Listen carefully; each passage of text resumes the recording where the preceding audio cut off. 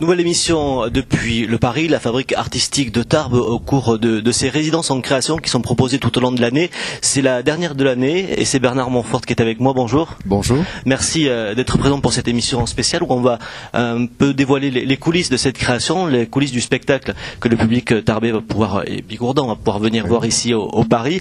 Mais avant, on va commencer par la compagnie. La compagnie Il est une fois, qui est bien connue par les habitués du Paris, puisqu'il y a eu déjà de nombreuses créations qui ont été faites ici. Oui, effectivement.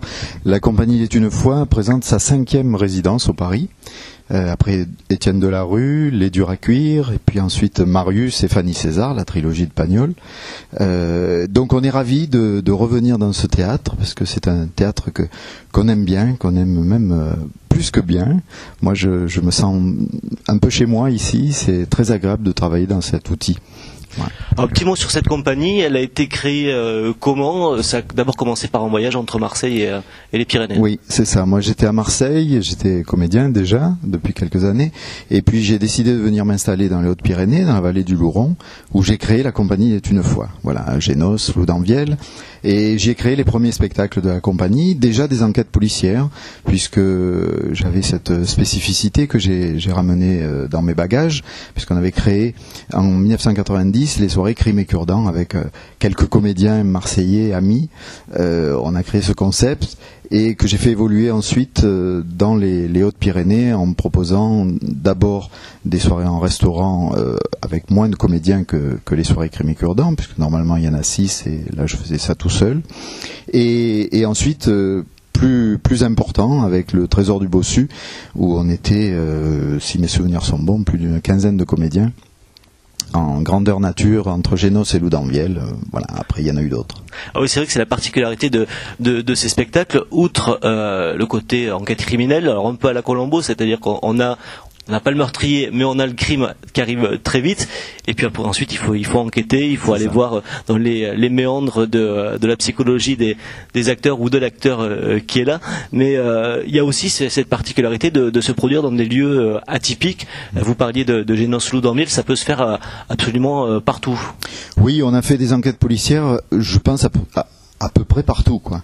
Dans des appartements, des restaurants bien sûr, parce qu'on l'a créé en restaurant, mais aussi des châteaux, des parcs, des abbayes, des bateaux, je sais plus, et des salles de spectacle aussi, oui, finalement. Comme ici. Oui, c'est ça, c'est ce qu'on a fait en dernier finalement, et on a créé ça la première fois à Loudanvielle aussi, à la Rixot. Et on produit maintenant au Paris, on a 4 spectacles différents.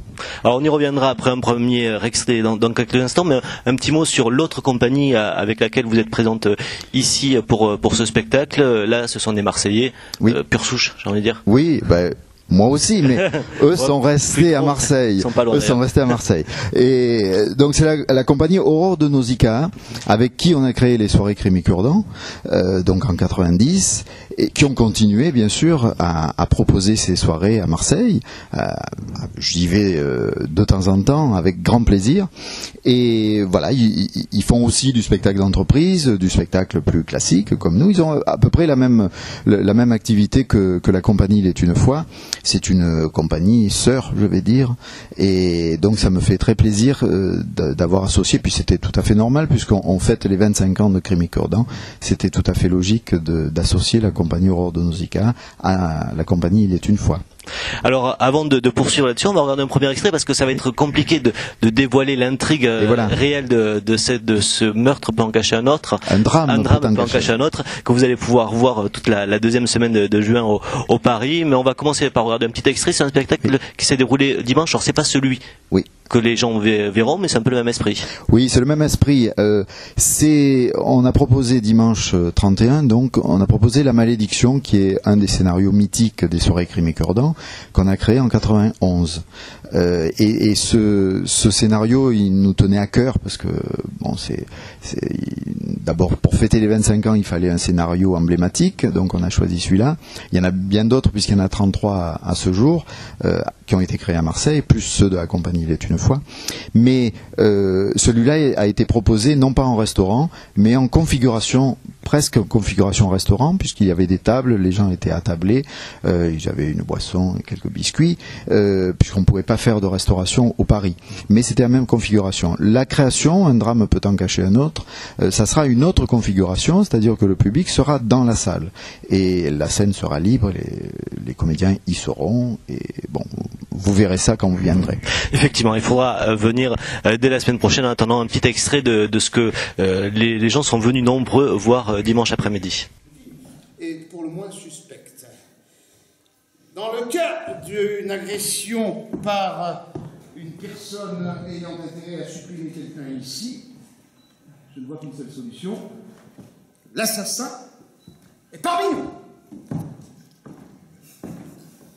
Pour mener une enquête, vous devez interroger les suspects, vous devez essayer de comprendre leur caractère, de remonter dans leur passé, d'élaborer leur biographie, de reconstituer la chronologie des faits, et lorsque vous suspectez quelqu'un, avant d'accuser, bien entendu, vérifiez, monsieur, quoi? Vous avez vu tout à l'heure, vous n'avez pas l'œil assez vif, vérifiez son alibi. Ah. Tout le monde a bien compris? Ah, où avez-je la tête? C'est vrai que vous n'avez pas suivi le début de cette affaire. Je vais donc vous donner quelques détails sur cette affaire que je suis personnellement depuis 31 ans maintenant. Prenez des notes. Cette affaire remonte au 27 novembre 1982. Ce jour-là, le Marshall Circus, un cirque alors prestigieux, flambe entièrement sur un stade à Grenoble. C'est un peu la particularité de ce genre de spectacle, c'est que si le public reste amorphe, il se passe rien en fait. Effectivement, c'est toujours le risque. Mais j'avoue que en 25 ans, ça nous est, je crois, pratiquement jamais arrivé que le public ne participe pas. Donc ça, c'est une grande victoire, je trouve. Alors, l'avantage aussi de cette formule, c'est que on n'est pas tous égaux face à la participation, disons, à l'envie de participer. C'est-à-dire que vous avez des spectateurs qui ont très envie presque de monter sur scène, monter sur la table pour faire un show. Eux vont parler beaucoup, poser beaucoup de questions, etc. Et par contre, vous en avez qui n'ont pas envie de poser des questions. Il y en a qui vont passer un très bon moment sans poser une question. Et ça, on a le droit. C'est ça qui est agréable dans ce concept, c'est que chacun participe à sa façon. Voilà, ça c'est très intéressant. Et ils se laissent pas pour autant porter parce que tous ont un crayon, prennent quelques notes. Ah oui. Parce que quand on est dans une intrigue policière comme ça qui se joue en direct devant nous, on a forcément envie de connaître l'assassin. C'est comme l'envie d'aller à la dernière page du roman en grillant les différents chapitres. Oui, c'est ça. Et on voit que les gens se prennent au jeu, même les enfants. Les enfants à partir de, disons, 7 ans, ils peuvent participer sans problème. Alors ils comprendront peut-être pas tous les petits détails, les adultes non plus, parce qu'il y a tellement de fausses pistes aussi que c'est pas facile. D'ailleurs, on le voit dans les résultats. Hier, on avait 9 tables, et sur les 9 tables, il y en a une qui a trouvé la vérité. Très bien d'ailleurs, hein. Et les autres étaient plus ou moins éloignés, mais d'ailleurs plutôt plus que moins. Et c'est ça qui est intéressant. Il y a beaucoup de fausses pistes. Finalement, de trouver l'énigme, ça reste anecdotique. Et est-ce qu'il y a des gens qui, même en connaissant l'intrigue, reviennent jouer, reviennent participer au spectacle, parce qu'on se dit que c'est comme un roman policier. En général, à part quelques maîtres comme Agatha Christie, on relit rarement un policier. C'est vrai, alors on relit rarement un policier, mais là on a des spectateurs qui reviennent voir les spectacles, parce que c'est jamais pareil. C'est-à-dire le même scénario, la fin est toujours la même, bien sûr, puisqu'on tient à ça pour une cohérence du scénario. Vous adaptez pas au public qui est là, quoi. Non, c'est pas, la solution n'est pas donnée par le vote du public. La solution est écrite, elle est toujours la même, parce que c'est une cohérence avec l'histoire. Hein, tout ce qu'on répond, tout ce que les personnages répondent durant le spectacle, ça doit être cohérent. Alors parfois certains mentent, bien sûr, s'ils ont tué, ils vont pas vous dire oui, c'est moi qui ai tué. Mais c'est cohérent, tout est cohérent normalement.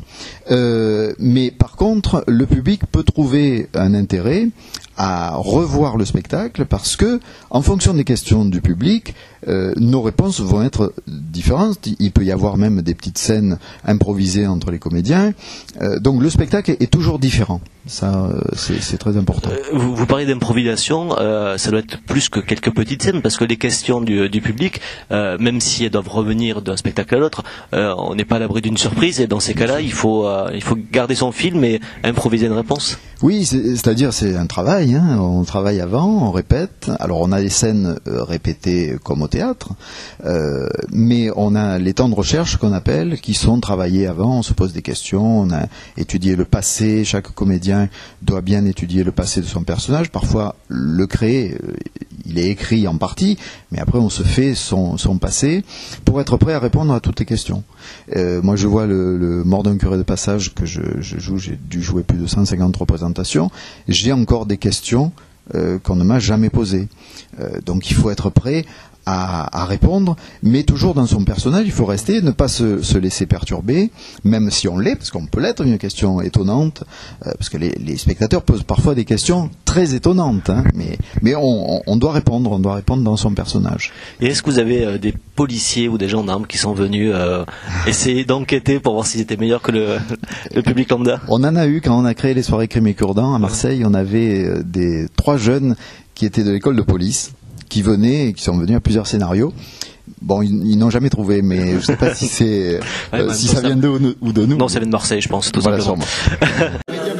Dubert plusieurs fois, je lui avais dit, M. Dubert, venez à la fête des mères au Paris, c'est bien, c'est gentil, il y a des animations, c'est sympathique. Et puis bon, il venait jamais, il me disait, mais non, ça ne m'intéresse pas. Et là, aujourd'hui, il est venu, ça m'a fait plaisir. Mais parce que il y a des cartes postales que j'avais pas triées. Alors je voulais vérifier de quand je les avais et quand si je les avais sur ce cahier, parce que j'ai beaucoup de cahiers, vous savez, je suis cartophile, même, je suis collectionneur de cartes postales anciennes. Voilà, des cartes postales comme ça. Mais voilà, vous voyez, on les met dans les pochettes comme ça. Et j'en ai retrouvé que je n'avais pas trié. Ça c'est à Marseille. C'est cliché du passé, c'est vente de cartes postales. Et donc, on a des boîtes de chaussures, vous savez, on met les cartes postales, comme ça rentre bien. Moi j'ai des cahiers sur lesquels je note justement quand je les ai acquises, ces cartes postales, quand je les ai vendues, etc. Donc vous voyez, en 79, non c'est pas là, voilà, en 79, ici, voilà, Chat dans un encart, c'est une série de 6 cartes postales. Et j'ai vendu la numéro 1 à Madame Le Sourd, 25 rue de la Capitainerie à Toulon, 230 francs. C'est pas beaucoup parce que la série complète faisait plus de 3000 francs. Mais j'ai vendu en 79 et puis après en 82. Voilà. Alors, Chat dans un médaillon, série de 6 cartes. Ben, j'avais plus que 5 cartes. Et la 2, 3, 4, 5, 6 à Monsieur Jonathan Ray, rue du Rocher à la Gare. Le 6 mars 82 à la Bourse d'échange de Brignoles. Et alors, comment il vous a contacté? Il est venu à la ben c'est Bourse d'échange, vous savez. Donc voilà, on a élargi le cercle ici sur la scène de la Luciole au Paris pour accueillir 2 comédiens, mais pas que, Bernard. Non, pas que, parce que c'est des amis d'abord. On s'est connus bien avant 90. Et nous avons créé ensemble les soirées Crime et Cure-Dents. Donc Jacques et Dany sont les fondateurs de la compagnie Aurore de Nausicaa qui a créé les soirées Crime et Cure-Dents avec moi. Voilà, donc c'est particulier. Il fallait qu'ils soient avec moi pour les 25 ans des Crime et Cure-Dents. Alors j'ai d'abord une question en bigourdant, mais pourquoi est-ce que vous êtes resté à Marseille? Vous n'avez pas suivi Bernard dans ces belles Hautes-Pyrénées? Alors, moi je suis méditerranéenne, donc le soleil avant tout. et puis on avait des attaches familiales, professionnelles, parce que la compagnie, bien sûr, a travaillé sur Crime et Cure-Dents, mais nous avons aussi d'autres secteurs d'activité, comme le théâtre dans un vrai théâtre. Nous avons aussi une implantation dans certains lieux. On a fait des spectacles itinérants dans certains lieux extérieurs. Et puis aussi des tournages. quelques fois. Plus belle la vie? Il n'y a pas que Et ça. oui, Marseille. on a tourné dans Plus belle la vie. D'accord. Oui. Donc, je crois que Jacques, il assume pas. Comment ça, j'assume pas? De tourner dans Plus belle la vie. Pour répondre à votre question, si on est resté à Marseille, c'était parce qu'avec mon ami Bernard, on voulait créer un axe Marseille-Tarbes et ratisser large sur cet axe-là. Et là, maintenant, on est prêt à monter sur Paris. D'accord, oui, ça. C'est très important pour ça fera Marseille. un triangle, la pointe sera en haut. Voilà. Effectivement, ça sera pas mal. Ouais. Dans cette résidence, vous n'êtes pas que acteur dans les différentes pièces, comme dans un drame peut en cacher un autre, mais vous faites aussi le trottoir, j'ai envie de dire. Oui, je fais le trottoir, mais je fais tout. En réalité, je suis l'homme à tout faire de Bernard Montfort. Je suis son âme damnée, voilà, son serviteur, n'est-ce pas? Dans ces Voilà. soirées, on est tous, enfin dans ces spectacles, on est tous hommes à tout faire ou femmes à tout faire, parce que on écrit, on met en scène, on joue, on fait les accessoires, les pièces à conviction, les costumes, enfin on fait tout, tous ensemble. Non, mais vous voulez parler de Vincent Biscotto? Effectivement. Ah mais ce n'est pas moi. Ah d'accord. Vincent Biscotto c'est votre est frère un journaliste culturo-sportif que j'ai rencontré il y a 4 ans maintenant et qui a la particularité de commenter les spectacles de théâtre comme on commenterait un match de foot ou de rugby. Il a même commenté à la manière du Tour de France une fois. Donc il adapte le commentaire sportif au théâtre. Mais cela dit, c'est très sérieux parce qu'il connaît très bien les pièces dont il parle, il connaît très bien le monde des acteurs, mais il en parle, enfin je peux pas le refaire, c'est pas moi, c'est pas lui, voilà. Mais il en parle un peu comme ça, vous voyez, voilà. C'est un mélange de Roger Coudert et de Paganelli. D'ailleurs on le verra à Avignon cet été. Il va commenter le Festival d'Avignon, qui est la Coupe du Monde de théâtre, qui se déroule à Avignon cette année, quoi. Voilà. Mais enfin, on n'est pas là pour parler de lui, on est là pour parler de nos spectacles enquête criminelle. Mais on le voit à l'entrée du Paris sur l'écran de télé où on voit ses aventures auprès des spectateurs et plus si affinité. Et plus, et vous n'avez pas fini de le voir, je crois. Il revient. Là, il n'était pas là hier, je sais pas pourquoi. Il a profité du soleil dominical. Certainement. Dany, un mot sur la particularité de ces pièces. On le disait avec Bernard, il y a une trame qui est écrite, qui est importante. Les personnages doivent être bien ancrés, mais il y a aussi cette improvisation par rapport à du théâtre, on va dire plus classique. C'est une certaine mise en danger. Oui, absolument, parce qu'il y a une référence, une structure, une colonne vertébrale qui est le texte. On a des scènes, puisque le Crime et Cure-Dent se passe en 3 scènes jouées, interrompues par 3 temps de recherche pendant lesquels on invite le public à se lever, à consulter les pièces à conviction, à poser des questions aux personnages. Et à partir du moment où on est dans l'arène, parce que ce qu'il faut bien savoir, c'est qu'on est quand même au milieu du public la plupart du temps, donc les spectateurs sont très proches. Ça veut dire que, en tant qu'acteur, en tant que comédien, nous sommes obligés d'avoir aussi la même structure, la même colonne vertébrale, c'est-à-dire inébranlable au niveau du personnage. C'est-à-dire qu'il doit être hyper construit. On ne doit pas lâcher un instant le personnage. On ne sort pas de scène, on est tout le temps là. Donc ça veut dire que si ça dure 3 heures comme hier après-midi, pendant 3 heures, vous êtes Herbert Dublair, Mado, je ne me rappelle plus du nom de ton personnage, de la rue. Ça demande une vigilance et une concentration extrême. Et ça peut être aussi un peu risqué parce qu'il y a des fois des spectateurs qui peuvent empiéter un petit peu trop sur leur fonction de spectateur et nous coincer contre un mur en disant tu vas me donner ces horaires, oui ou non, hein? Jacques, sur cette résidence, il y aura donc 4 spectacles différents qui auront été joués, dont un drame qui va commencer le 9 juin pendant 5-6 représentations. 6. Il n'y a pas de crainte de mélanger les indices, les moments, les témoins, Si, il y a toujours des craintes, mais on s'en sortira. L'essentiel, c'est de pas tuer quelqu'un qui doit pas être tué, quoi. C'est ça. Les personnages sont quand même dangereux. Il faut que le spectateur se méfie. Voilà. Mais il y a également des gentils. Non, de mélanger. C'est-à-dire nous, on saute d'un personnage à l'autre, quoi. Mais c'est vrai que dès qu'on a fini d'en jouer un, il faut l'oublier et puis passer à l'aventure suivante. C'est comme vous disiez tout à l'heure. Quand on a fini un policier, on le referme et on en prend un autre, quoi. Voilà. On est un petit peu dans cette situation-là. Mais c'est passionnant d'être plusieurs criminels à la fois en 15 jours. J'ai pas dit que j'étais le criminel. C'est une fausse piste. Ne m'écoutez pas.